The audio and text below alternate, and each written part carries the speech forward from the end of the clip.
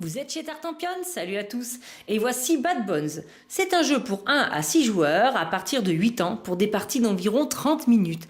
Alors dans Bad Bones, chers amis, vous allez avoir besoin de tous les pièges qui seront à côté de vous, mais surtout de votre héros pour défendre votre royaume. En effet, vous risquez bien de perdre la partie si vous laissez les vilains squelettes arriver de tous les côtés de la forêt, attaquer votre tour et votre village. C'est d'ailleurs comme ça qu'une partie se termine dès qu'un joueur perd le dernier étage de sa tour ou la dernière maison de son village ou bien les deux en même temps, car les squelettes, je peux vous garantir, ça grouille de partout. Alors comment est-ce qu'on va jouer? Eh bien on va jouer en 4 phases à chaque fois et on va enchaîner les tours jusqu'à ce que la partie se termine. On commence pour l'installation à une petite phase de pioche. On va piocher dans notre sac en tissu ici en aveugle 4 jetons squelettes. Alors en début de partie, il faudra tomber sur un jaune, un vert, un bleu et un rose. Et après, ils seront piochés au hasard. Vous allez les installer dans la forêt, mais surtout en suivant le sens de la flèche. Alors on va regarder bien comme il faut. Si par exemple j'ai pioché ce squelette-là, eh bien il faut qu'il tienne debout. Donc ça veut dire que si on regarde bien les emplacements tout autour de mon plateau de jeu, je ne peux l'installer que ici avec la flèche dans le sens du plateau neige, alors que je ne peux pas mettre celui-ci avec la flèche dans le sens du plateau neige, sinon le squelette est couché. Mais ce positionnement-là n'est valable qu'au moment où les squelettes apparaissent, car plus tard, tout au long de la partie, ils vont évoluer sur les cases et tourner dans tous les sens, et cette fois-ci, on ne voit plus comment ça se passe. Donc mon premier squelette jaune, je le mets ici. Là, j'ai un bleu pour qu'il soit debout, je l'installe comme ceci. Mon premier vert, eh ben, il va aller là-haut puisqu'il est debout comme ça. Et le petit violet, il est dans ce sens-là, donc je le mets ici. Ça commence tranquillou, mais je peux vous garantir que ça va se corser. Le rythme dans Bad Bones est vraiment très sympa, car on va tous jouer en même temps à chacune des phases. Et on voit ici sur le plateau d'aide de jeu les 4 phases. Au début de la partie, le jeton est à la phase numéro 1, donc on va tous en même temps déplacer notre héros. On est obligé de le déplacer à chaque fois d'une seule case, et vous voyez dans le sens qu'on veut. Donc en début de partie, il est en haut de la tour, je peux parfaitement le faire descendre ici en diagonale. Et plus tard, si je veux traverser mon plateau plus vite, il pourra bien sûr passer par la tour et redescendre. Après, ça sera à vous de choisir ses déplacements. Phase numéro 2, c'est facile, on avance notre jeton. Cette fois-ci, on voit des petits carrés, et bien ça se représente vos pièges. En début de partie, vous avez à côté de votre plateau 2 murs, 2 arbalètes, un dragon et un trésor. Et bien à cette phase de piège, vous avez le choix entre ne rien faire, mais c'est pas très bien joué, ou ajouter un piège au plateau, ou bien retirer un piège du plateau. Un seul, et on ne peut pas à la fois ajouter et retirer, je vous le dis, vous allez avoir envie, ne le faites pas. Pour ajouter un piège, il faut que l'emplacement soit libre de squelettes. Par contre, on peut parfaitement ajouter un piège sur une case où il y a un héros ou bien le retirer. Alors, il y a une exception à cela, c'est le dragon. Le dragon, lui, peut arriver sur une case où il y a plein de squelettes.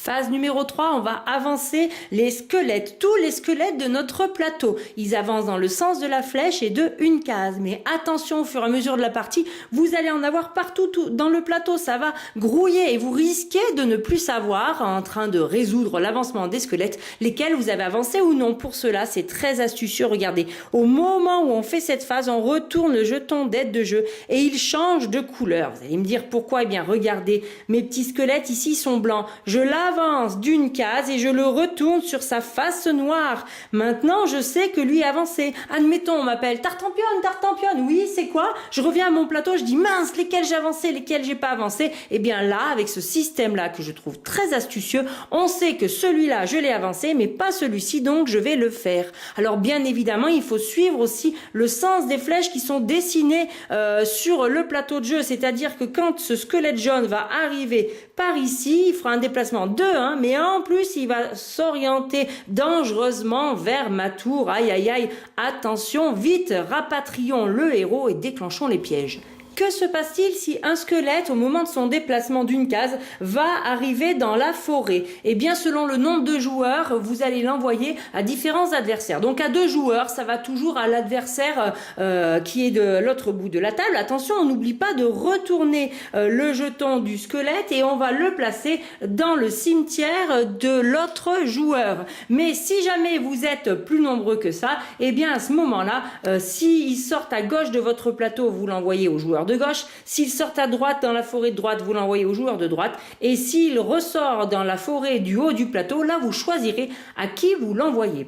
Ensuite, que se passe-t-il si à la fin de son déplacement, un squelette arrive sur une tour? Et c'est pas impossible qu'il y en ait plusieurs qui arrivent de tous les côtés. Eh bien à ce moment-là, on remet le squelette à l'intérieur du sac, le squelette aussi d'en haut puisqu'on n'a pas pu éviter, et pour chaque squelette qui touche la tour, on enlève un étage de tour. Aïe aïe aïe, il va falloir être plus efficace. Que se passe-t-il si un squelette arrive sur une case où il y a un héros? Alors qu'il y a un piège ou non, c'est le héros qui défend d'abord. Donc le piège éventuellement en dessous n'aura aucun effet sur le squelette, c'est le héros qui va repousser le squelette. Là aussi on remet le squelette dans le sac. Et que se passe-t-il si un squelette arrive ici en bas? Alors attention, soyons bien clairs, en bas c'est toute la zone de notre village. Ça correspond pas forcément aux colonnes. Donc là, si lui il arrive ici, je le remets dans le sac, mais malheureusement il y a une maison qui prend feu.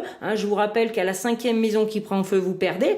Mais si plus tard dans la partie vous avez d'autres squelettes qui par exemple arrivent quand même ici, ben faut pas vous dire oh ben non, celle-là elle a déjà cramé. Non non, ça atteint toute la zone village, donc vous en perdez un second et ainsi de suite. Et je peux vous dire qu'ils arrivent vite, ces coquins de squelettes. Que se passe-t-il si un ou plusieurs squelettes arrivent à la fin de leur déplacement sur un piège? Eh bien l'effet du piège s'applique à tous les squelettes. On applique l'effet du piège et ensuite, vous voyez, c'est dessiné. Le piège sera un petit peu abîmé, donc on va retourner la tuile. Là, le piège est abîmé.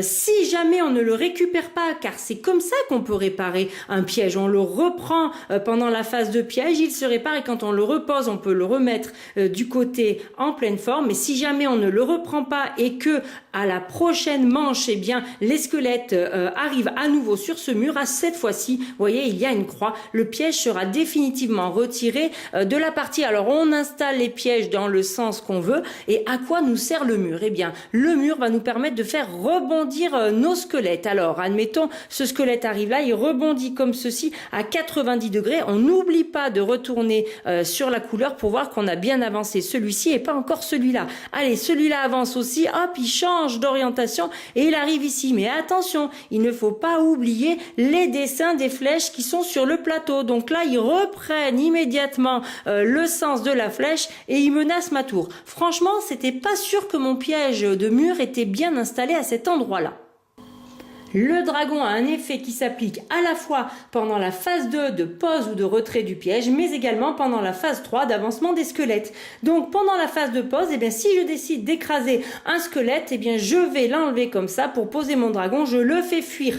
Je refais partir le squelette et je n'oublie pas de le retourner car il n'avancera pas à la phase numéro 3 vu que son avancement est déjà fait. Je le fais fuir de manière orthogonale en tournant le dos au dragon. Donc par exemple, ici c'est bien. Et ensuite, on passe à la phase d'avancement du coup des squelettes et celui-ci arrive sur le dragon. Eh bien, le dragon le fait fuir aussi, donc c'est pour ça que le dragon agit 2 fois. Je le retourne côté noir et je pourrais parfaitement décider de le faire partir de ce côté ou bien du même côté que celui-ci. Ici, c'est pas très malin parce qu'il y a ma tour juste au-dessus. Là-bas, il va mettre 2 coups à arriver à la forêt. C'est peut-être plus intéressant de l'envoyer de ce côté-là. Alors pourquoi? Eh bien parce que il atterrira au prochain tour dans le piège de la catapulte. À quoi sert la catapulte? Eh bien au prochain tour, ces 2 squelettes, ils vont se déplacer, on les retourne côté blanc sur la catapulte et la catapulte, pion, elle les envoie dans le cimetière d'un autre joueur. On n'oublie pas, bien sûr, comme tous les pièges, de la retourner côté blessé. C'est valable également pour le dragon. Et puis ensuite, on a le trésor. Eh bien, les squelettes vont être attirés par l'or. Si j'ai par exemple ces 2 squelettes qui sont installés ici et que j'ajoute une tuile trésor, ils sont immédiatement attirés, ils se tournent vers lui. Et puis si jamais les squelettes terminent leur déplacement sur une tuile de trésor, à ce moment-là, le trésor, lui, est définitivement, vous voyez, c'est marqué direct une croix, il ne sera pas abîmé, il sera définitivement enlevé de la partie, mais au moins ça nous permet de chasser des squelettes. Phase numéro 4, eh bien de nouveaux squelettes vont arriver. On en pioche 3 au hasard depuis le sac et on va les installer comme en début de partie en suivant les règles de pose selon les icônes. Alors moi par exemple, j'ai un jaune ici horizontal, eh bien il faut que je le mette là-haut. Il reste dans la forêt pour l'instant. Je le place du côté de la couleur qui est actuelle. Ici, j'ai un bleu qui arrive. Regardez, j'en ai même un second. Il y en a tellement qu'on peut même parfois les empiler comme ceci. Mais n'oubliez pas, il faut aussi ajouter ce que les autres vous ont envoyé dans votre cimetière. Et regardez comment ça commence à se remplir. Il y en a de partout des petits squelettes. Voilà, c'est aussi simple que ça. 4 phases. Quand est-ce qu'on perd? Eh bien, quand on n'a plus de tour ou alors quand on n'a plus de maison ici. Il faut essayer d'endiguer l'invasion des squelettes et d'en envoyer le plus possible aux autres. C'est assez tactique mais très simple et les parties sont vraiment rejouables. Et en plus, là, je ne vous ai montré que la version de base, car vous avez toute une foultitude de pièges, de squelettes encore plus machiavéliques les uns que les autres dans l'extension qui est carrément directement dans la boîte de base et on peut même jouer en mode coopératif. Eh bien écoutez, chers amis, moi je vous recommande ce délicieux Bad Bones et je vous laisse vous faire envahir et grignoter par ces sacs d'os. En attendant, je vous dis, amusez-vous bien.